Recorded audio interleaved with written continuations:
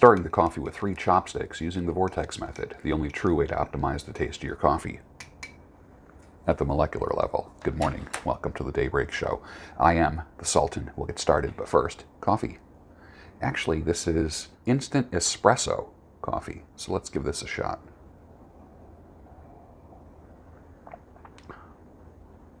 Not bad. It almost has like a chocolatey note to it, but I like it. It's nice. How are you today? You having a good day today? Jordan Peterson tickets. He's going back on tour. Tickets are $36.50 to $249. The $249 ticket is like a meet and greet kind of thing. You get a picture with him. So just know that anyone who has a picture with Jordan Peterson paid $250 for that ticket. Many will be sold by scalpers for thousands of dollars, not unlike his first tour. I stand by my original words that he probably has a great publicist and marketer. I think his publicist is stronger than he is. I'm not putting the man down. He chose a good agency to represent him.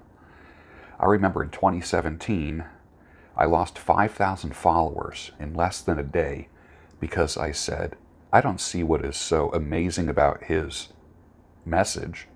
He must have just a great publicist or marketer. 5,000 people left. So I gained people by the thousands. I lost people by the thousands. I'll never forget the bitches that left me in 2017 when I shaved the big beard.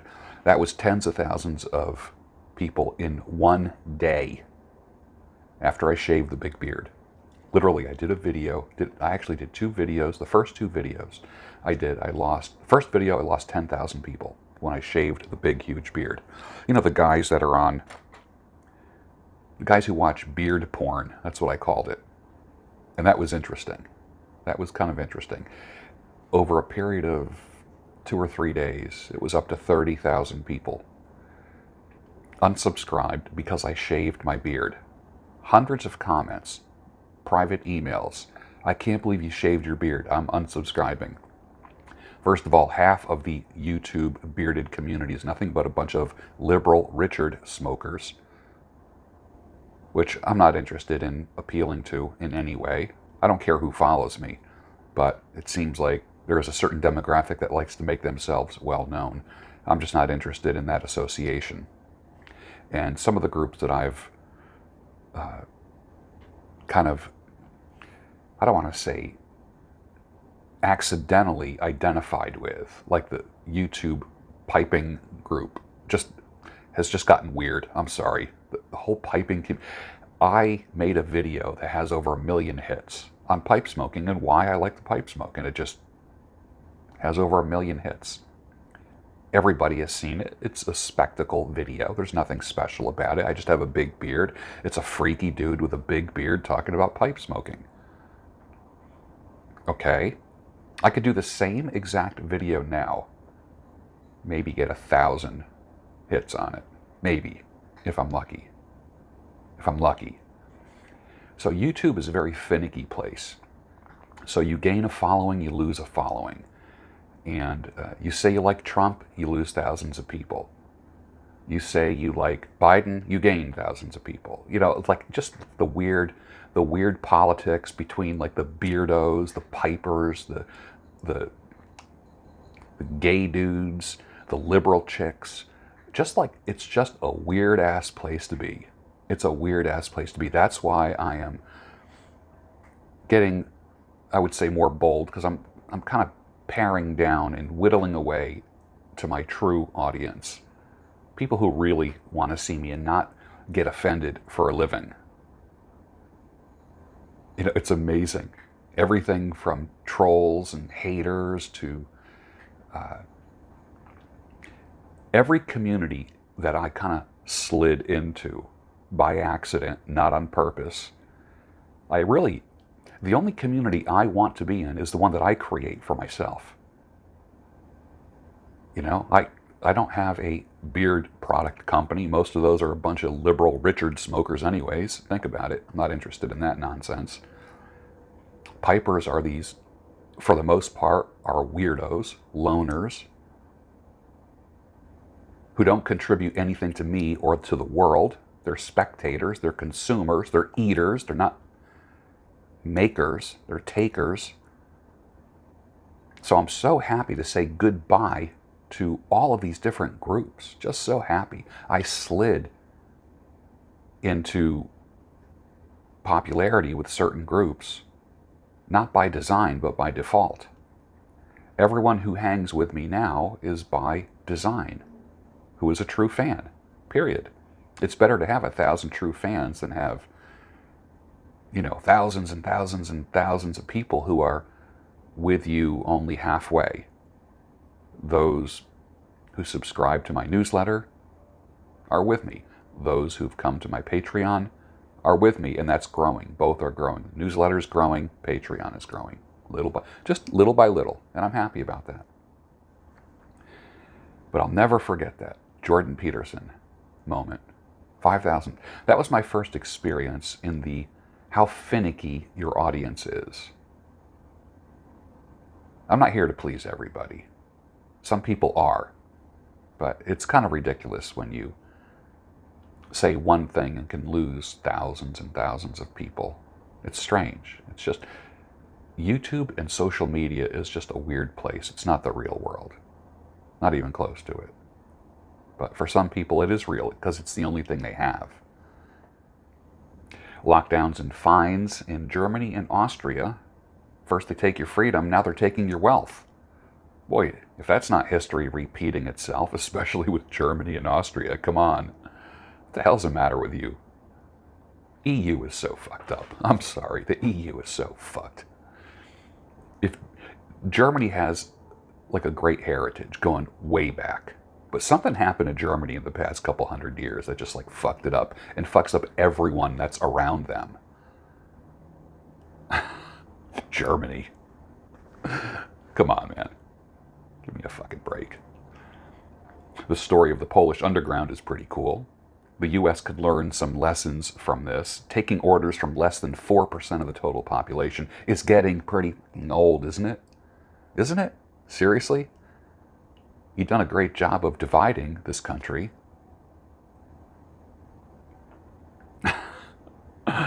Oh, I've never seen a bigger bunch of D-bags in my whole life. Seriously. Unbelievable. Virtue signaling Olympics. That's what's going on now. People wearing 2 masks.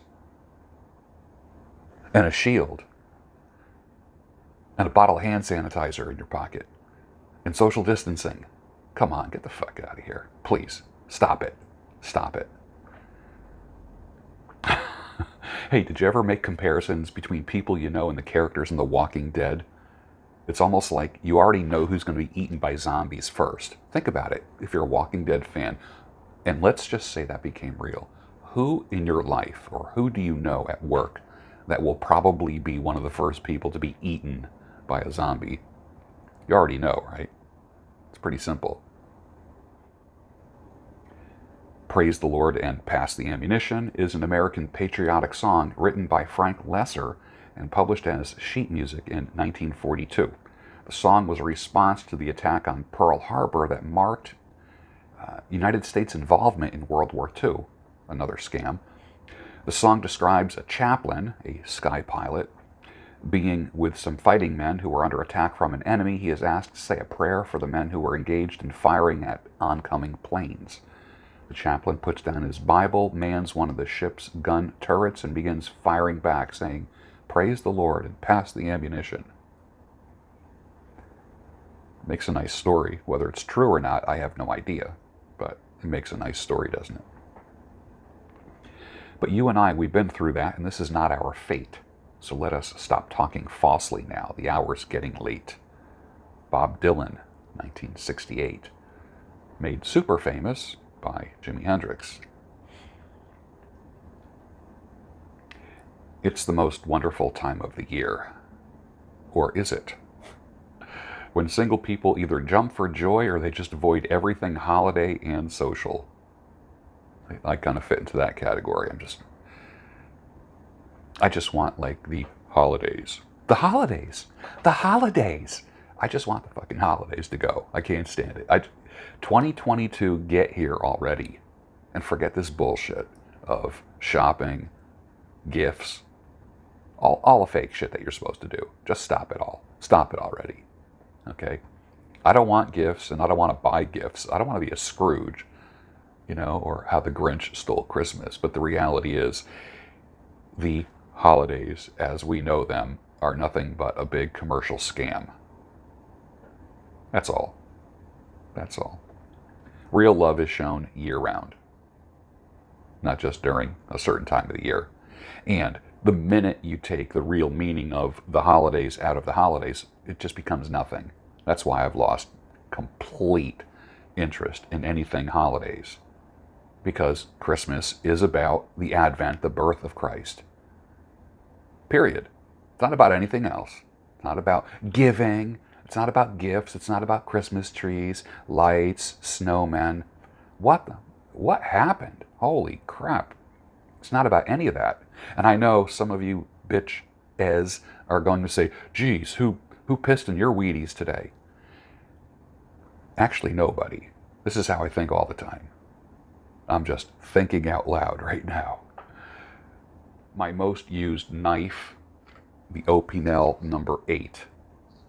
Carbon steel, not stainless steel. Carbon steel. I love the edge. I love putting an edge on the knife. I probably use this more than any other knife that I have. Believe it or not. You would not do wrong by getting an Opinel number 8 carbon steel knife. I don't even know where you can get them now. I was looking on Amazon and they sell all the stainless steel ones. If you can find Opinel number 8 carbon steel, not stainless steel, carbon steel, you'll be in a good place, and that knife will last you forever. It'll be one of your favorites. I guarantee it. And I have a lot of knives. Do you ever go into Whole Foods market? It's not like you're in a different country when you go into Whole Foods. It's like you're on a different planet. I don't even feel like I'm with human beings. I feel like when I go into Whole Foods, I'm with human-like creatures. It's just not fucking normal in there. I haven't really given much thought to it. I just react to it. But have you given much thought to that? Or I would ask you to maybe give some thought to that. And what do you think it is when you walk into Whole Foods? What is the different thing that you feel there? What is it? Are the people different? It can't be just me that thinks that way. Let me know. Put it down below. All right, tell me what song you like more. By what band? Wishing You Were Here by Chicago, great song, or Wish You Were Here by Pink Floyd. What do you like better? I'm not saying what band do you like better. What song do you like better? Wishing You Were Here or Wish You Were Here.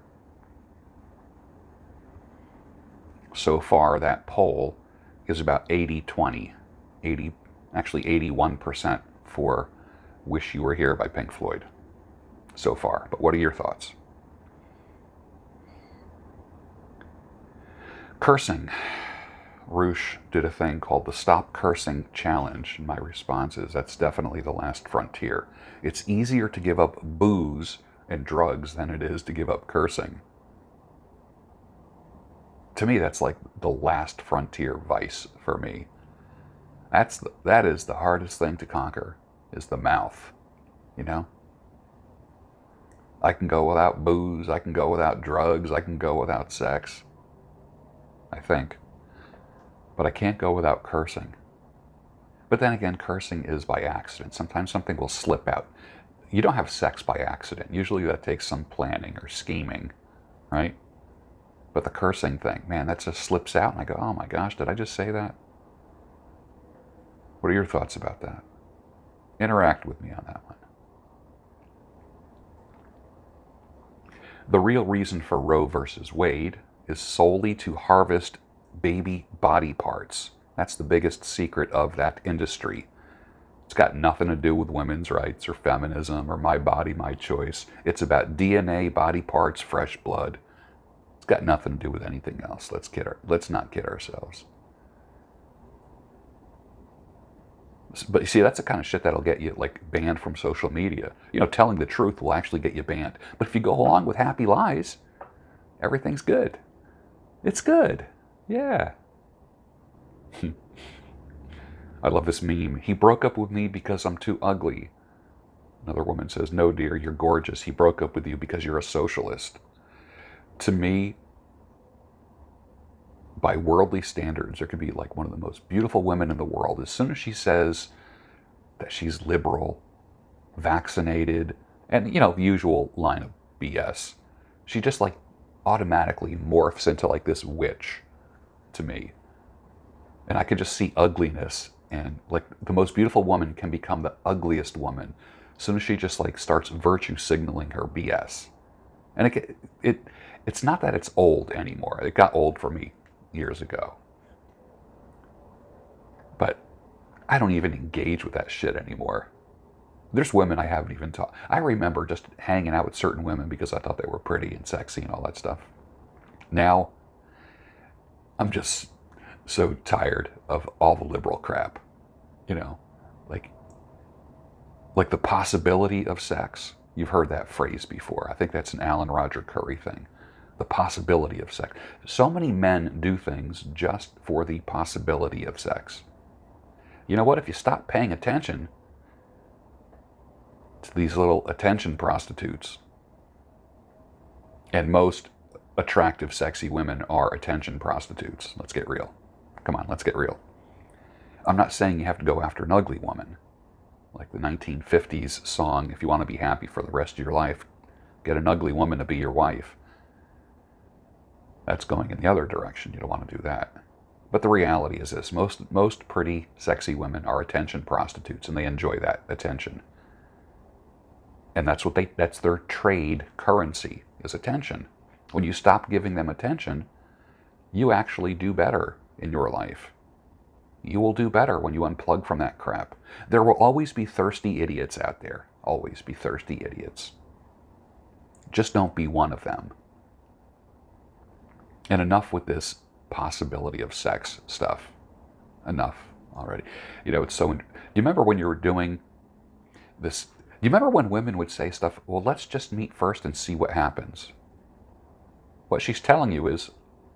she's telling you the truth. She's like, I'm not into hookups. I'm not into one-night stands. Let's just meet first and see what happens.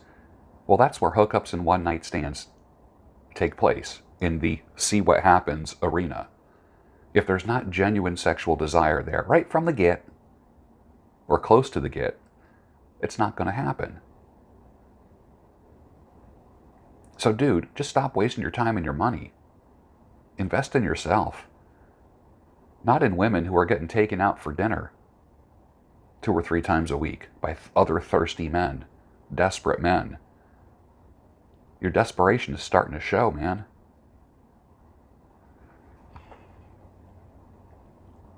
There's no atheists in foxholes or when carrying the scooped cat litter in a plastic grocery bag through the living room to the back door and out to the trash. For those of you that are cat owners, when you scoop the litter box, and we've all had that accident where the bag breaks and you leave a little trail of like litter crumbs, or sometimes it just breaks and then you're just cursing. Just let me get to the back door. Just let me get to the back door. That's all I need. It's only 20 feet away. Cat owners know exactly what I'm talking about. One of the things a smart person does is to identify what group of people is celebrating or justifying after a tragic crime or event, terrorist attack or something like that. Who is celebrating? Who is saying, good, glad it happened. Now you know what it feels like. Once upon a time, a prince asked a beautiful princess to marry him. She said no, and he lived happily ever after.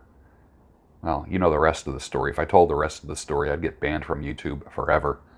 Back in 2016, I remember Grant Cardone saying this. People ask me all the time, what should I never invest in? And I tell them if it rolls, flies, floats, or then just lease it or rent it. You never want to own those things. All are bad investments. It's an old manism from way back, isn't it? Rolls, flies, floats, or I told you this earlier in the week, and I still think it's true, that you might already have what is best in front of you. If you pray for anything, pray that God opens your eyes to what you already have. Not something new, not something more. Literally, God's best for you might be sitting right in front of you, whether that be an opportunity, a person. Think about that. What do you already have in your life that could be a gift if the way you look at it is just tuned a little bit differently? And with that, finish your coffee. And I will see you next week on the Daybreak Show, your home of sanity, clarity, and reason. Hi, my name is Erin. I use she, her pronouns, and I'm... Why don't you shut up?